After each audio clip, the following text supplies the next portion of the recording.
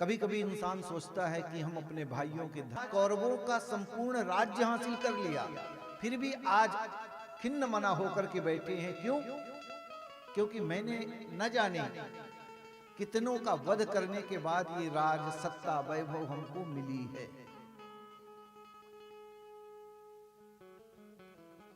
प्रभु जाते हैं रात्रि के समय, देखते हैं कि युधिष्ठिर जी दुखी होकर के बैठे, मन में विचार करते हैं क्या किया जाए। अगर मैं इनको ज्ञान दूंगा तो इनकी दृष्टि में तो मैं वही कृष्ण हूं, अर्जुन का सारथी हूं। सो आज प्रभु प्रातःकाल सुंदर युधिष्ठिर पांडवों के सहित माता कुंती हैं, द्रौपदी हैं, पितामह भीष्म के पास लेकर के जाते हैं, जो शांतनु के पुत्र हैं, जिनको इच्छा मृत्यु का वरदान है। वो न चाहे तो कोई उनका वध नहीं कर सकता, परंतु आज 18 दिन से बाणों की सैया में लेटे हुए, जो लाखों बिच्छुओं के डंक के बराबर दर्द को महसूस कर रहे हैं परीक्षित, फिर भी अपने प्राणों का परित्याग नहीं कर रहे। 12 भागवतों में पितामह भीष्म का नाम आता है।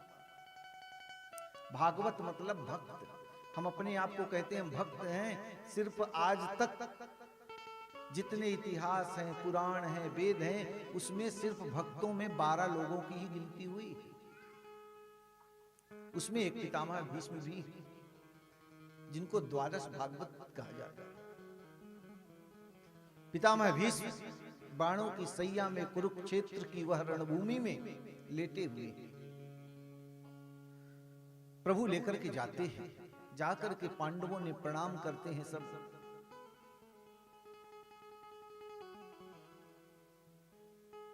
प्रभु भी प्रणाम करते हैं, माता कुंती प्रणाम करती है, द्रौपदी प्रणाम करती है।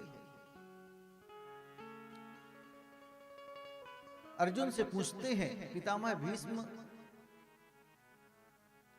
क्या बात है अर्जुन, तुम जानते हो जो तुम्हारे सामने खड़े हैं कौन हो? बोले हाँ पितामह, मैं जानता हूं, ये हमारी बुआ के लड़के।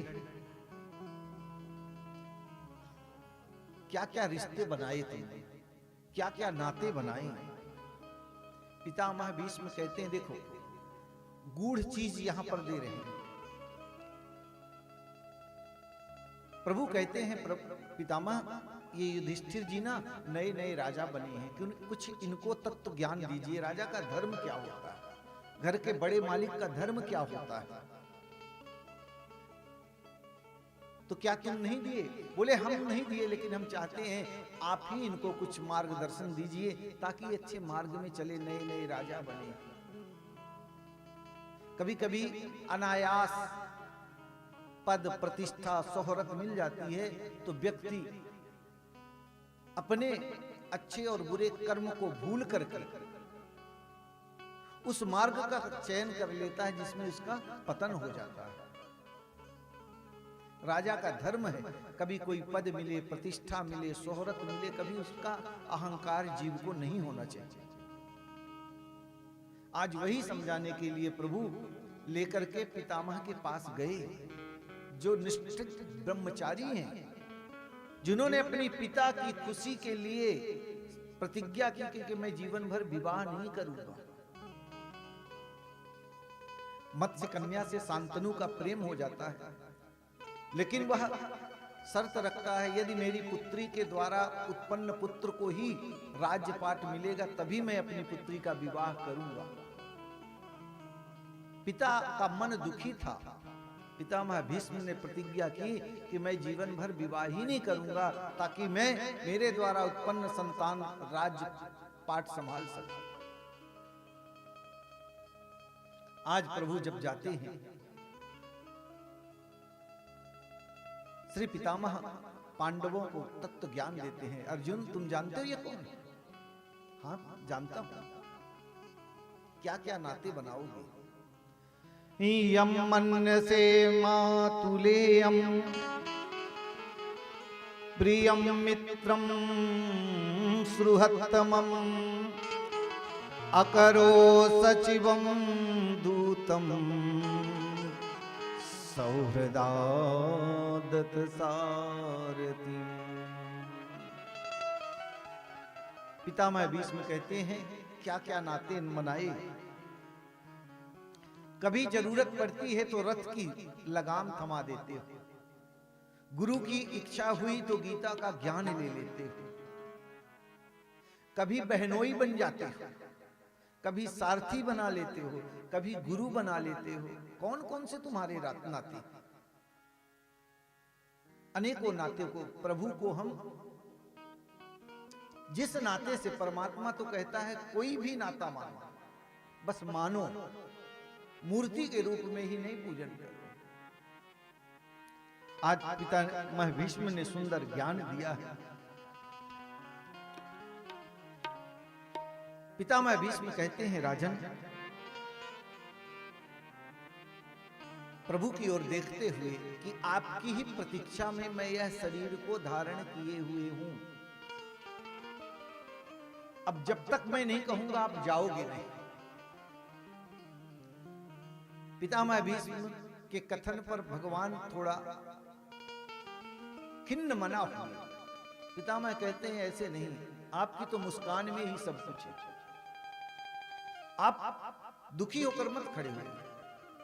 प्रभु विचार करते हैं इनको इच्छा मृत्यु का वरदान है, न जाने ये कब प्राणों का त्याग करें और कब तक मैं प्रतीक्षा करते यहां खड़े रहे। पितामह की आज्ञा का अनुसरण करते हुए प्रभु हाथ जोड़ करके खड़े हो जाते हैं। क्या आदेश है पितामह? पितामह कहते हैं कि सदैव देवो भगवान प्रतीक्षिताम कलेवरम यावदिदं हिनोम्यहम् प्रसन्नहासारुणलोचनो लसन् मुखाम्बुजोध्यान पतचतुर्भुज। पितामह भीष्म कहते हैं सदैव देवो भगवान प्रतीक्षताम इदम कलेवरम यावद न हिनोम्य। जब तक मैं यह शरीर का परित्याग नहीं कर दूं तब तक तुम खड़े रहो। भगवान खिन्न मना हुए तो कहते ना ऐसे काम नहीं चलेगा। तो क्या करूं? बोले प्रसन्न हासा रूढ़लोचनो लसन। प्रसन्न मुद्रा में आप खड़े रहिए। क्यों? क्योंकि लकी जिन लाल की मुस्कान तिन ही बिसरी वेद विधि सब योग संयम ध्यान। नेम व्रत आचार पूजा पाठ गीता ज्ञान रसिक भगवद दृढ़ एच के मुख म्यान। लखी जिन लाल की मुस्कान। आपकी मुस्काने में सब कुछ है प्रभु। पितामह भीष्म कहते हैं किसी के ऊपर अगर आप मुस्काते हुए नजर डाल दो तो वो तो आपका ही हो जाता है। प्रभु आप ऐसे मत खड़े रहिए। अवश्य पितामह। प्रभु प्रसन्न मुद्रा में खड़े हैं। पांडवों को पितामह भीष्म ज्ञान देते हैं। दान धर्मान राज धर्मान मोक्ष धर्मान विभाग। बड़ी सुंदर परिभाषा देते हैं किसकी?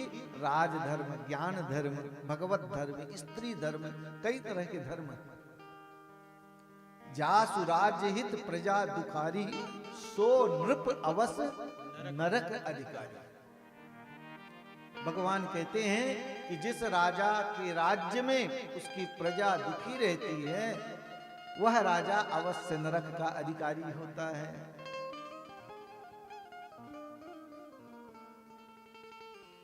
अवश्य वह राजा नरक का गामी होता है। कैसे?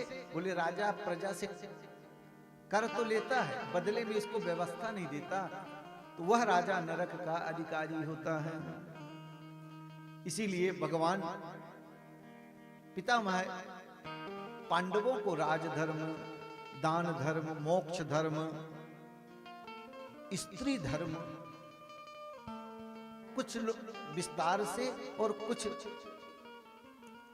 समास विधि से समझाया है। अंत में धीरे धीरे देखो, 2 आयन होते हैं, उत्तरायण और दक्षिणायन। उत्तरायण में 6 महीना उत्तरायण, मकर संक्रांति से 6 महीने तक उत्तरायण, 6 महीने के बाद दक्षिणायन। दक्षिणायन में जाने वाले जीव को 6 महीने तक भगवान के द्वार पे प्रतीक्षा करनी पड़ती है। उत्तरायण में जाने वाले जीव के लिए दरवाजे खुले रहते हैं। अथवा ऐसा भी कह सकते हैं, उत्तरायण भगवान का दिन है और दक्षिणायन रात्रि है। रात्रि सोने के लिए है और दिन जगने के लिए है, सत्कर्म करने के लिए। सुंदर, यहां पर बड़े सुंदर वेद विधि से निरूपण किया है। पितामह भीष्म का चरित्र है परीक्षित। ऐसा योद्धा, ऐसा त्यागी, ऐसा मात्र पितृ भक्त ना कभी हुआ है और ना होगा। अंत में पितामह भीष्म ने यहां पर इस भागवत में 11 श्लोक में पितामह भीष्म ने गोविंद की स्तुति की है। हाथों में बाण लगे हैं, पैरों में बाण लगे, हाथ तो जोड़ नहीं सकते, तो पुष्पिताग्र छंद में पितामह भीष्म ने 11 श्लोकों में गोविंद की परीक्षित स्तुति की। अपने शब्द रूपी पुष्पों से गोविंद के चरणों में नमन कर रहे हैं पितामह। इति मति रूप कल्पिता वितृष्णा, इति मति रूप कल्पिता वितृष्णा, भगवती सात्वत पुंगवे विभूमि, भगवती सात्वत पुंगवे विभूमि। इति मति रूप कल्पिता वितृष्णा, भगवती सात्वत पुंगवे विभूमि। स्वस्वरूप भगते गजे विहरतु प्रकृति मोहयसि यद्भव प्रवाह। त्रिभुवन कमलम तमाल वर्णम रविकर गौरवराम्बरं दधाने। अपुरल कमलावतारनाथं विजय सकीरतिरस्तु मे नमः। इति रति रूप कल्पिता वितृष्णा, भगवती सात्वत पुंगवे विभूमि। पितामह भीष्म ने, इसको भीष्म गीता भागवत में कहा गया है। 11 श्लोकों में पितामह ने स्तुति की है। क्या कहते हैं पितामह भीष्म? इति मति रूप कल्पिता वितृष्णा। पितामह कहते हैं, प्रभु आज कुछ मांगना चाहता हूं, दोगे? प्रभु कहते हैं, 1 नहीं, 2 नहीं, 4 नहीं, जो मांगो मैं देने के लिए। यहां से जाऊंगा नहीं जब तक आपकी इच्छा की पूर्ति नहीं कर दूंगा। पितामह भीष्म गोविंद से कहते हैं, एक ही मन में सब कुछ परम आपकी कृपा से प्राप्त किया, लेकिन एक मन में गांठ बंधी हुई है, अशांति है। क्या पितामह? बोली, एक मेरी पुत्री है, उस पुत्री का विवाह आपसे करना चाहता हूं। प्रभु तो खिन्न मना हो गए, सोचने लगे क्या बात है, ये तो नैष्ठिक बाल ब्रह्मचारी हैं और बोल रहे हैं कि मेरी पुत्री का विवाह मैं आपसे करना चाहता हूं, कौन सी इनकी पुत्री हो गई? प्रभु पूछते हैं। पितामह कहते हैं, घबराइए नहीं प्रभु, मैं अपनी मति रूपी पुत्री का आपके साथ विवाह करना चाहता हूं, क्योंकि बड़ी ये चंचला है, पढ़ी लिखी भी है, बुद्धिमान है, इसमें कोई ईसना नहीं है। वैसे तो हर जीव में कोई ना कोई ईसना रहती है। सुत भीत लोक ईसना सुत भीत लोक ईसना सुत भीत लोक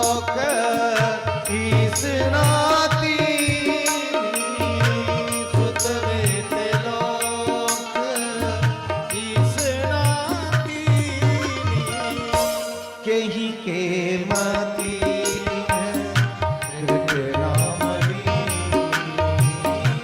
इनके मती कृत रामली। तीन ही ईष्णा होती है जीव के अंदर, यह हर जीव के अंदर व्याप्त रहती है।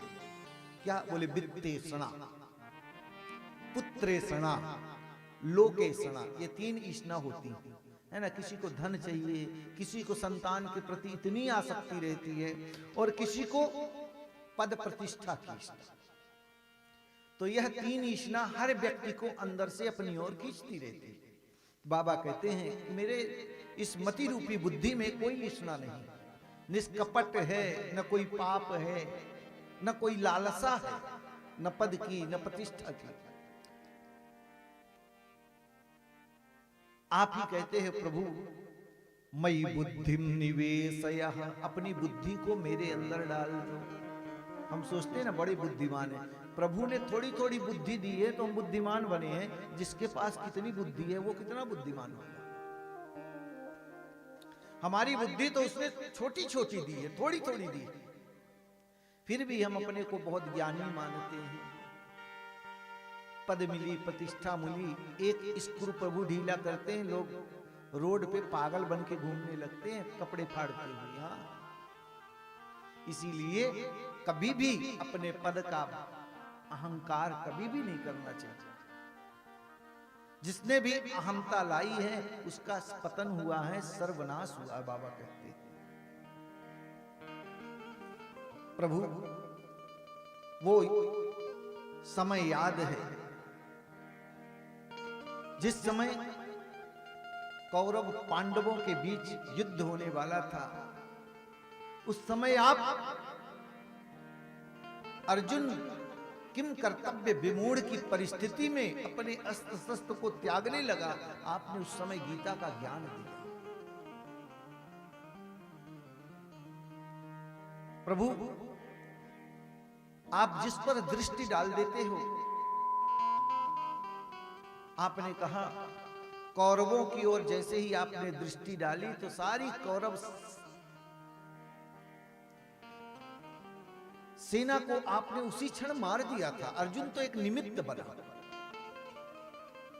और अर्जुन पांडवों के ऊपर अपनी दृष्टि डाली, उनको अभयदान प्रदान कर। जिस पर आप दृष्टि डालते हैं उसकी आयु खींच लेते हैं, और जिस पर किसी को आयु देते हैं दृष्टि से तो किसी की आयु हरण कर लेते हैं। यही है आपका। कालिया दह के समय विषाक्त जल को गायों ने पी लिया, और वह गाय उस जल के विष पान करने के कारण अकुलाहट से अपने प्राणों का त्याग कर दिया। परंतु धन्य है प्रभु, आपने उनको, उन गायों को नव जीवन प्रदान कर दिया। धन्य है आपकी लीला प्रभु। बड़ा सुंदर भाव रखते हैं। उस समय दिव्य रास का चिंतन करते हैं, और अंत में प्रभु के द्वारा ही, प्रभु के सामने ही भगवान भीष्म पितामह अपने प्राणों का परित्याग कर देते हैं। बोलिए पितामह भीष्म की जय। तत्र दुंदुभयो नेदुर देवमानव बाधिता। आकाश से पुष्प वृष्टि होने लगी, और एक ज्योति निकली, वह ज्योत प्रभु के श्री चरणों में समाहित हो गई। धीरे धीरे समय बढ़ता गया। यहां पर फलश्रुति है, जो पितामह भीष्म के चरित्र को श्रवण करता है